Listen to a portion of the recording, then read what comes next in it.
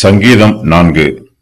நெகிலோத் என்னும் வாத்தியத்தில் வாசிக்க ராகத் தலைவனுக்கு ஒப்புவிக்கப்பட்ட தாவீதின் சங்கீதம். 2. நெருக்கத்தின் ஜெபம். அப்சலோம் தாவீதிற்கு விரோதமாக எழும்பிய காலத்தில் 3வது சங்கீதம் எழுதப்பட்ட சூழ்நிலையில் தாவீது இந்த சங்கீதத்தை எழுதினார். சங்கீதக்காரராகிய தாவீது ஒரு பிரசங்கியாராகவும் இருக்கிறார். அவர் இயற்றிய சங்கீதங்களில் ஆவிக்குரிய உபதேசம் அதிகமாய் சொல்லப்பட்டிருக்கிறது. ஆவிக்குரிய ஜீவியத்திற்கு உதவி புரியும் உபதேசங்களும் பக்தி விருத்திக்கு ஏதுவான உபதேசங்களும் அன்றாட ஜீவியத்திற்கு தேவைப்படும் உபதேசங்களும் தாவீதின் சங்கீதத்தில் அதிகமாய் உள்ளன. தாவீது 4ஆம் சங்கீதத்தை ஜெபத்தோடு ஆரம்பிக்கிறார். இந்த ஜெபமே அவருடைய பிரசங்க செய்தி போல இருக்கிறது. தாவீது முதலாவதாக மனுபுத்திரருக்கு ஆலோசனை சொல்லுகிறார்.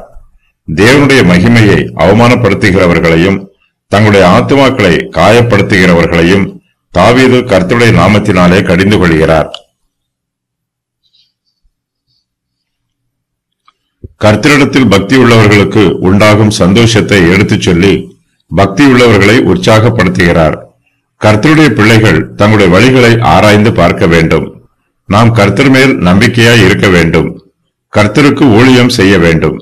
தேவனுடைய கிருபை தன்னுடைய ஜீவியத்தில் எப்படியெல்லாம் கிரியை நடப்பித்தது என்பதை தாவீது அனுபவ சாட்சியாக சொல்லுகிறார்.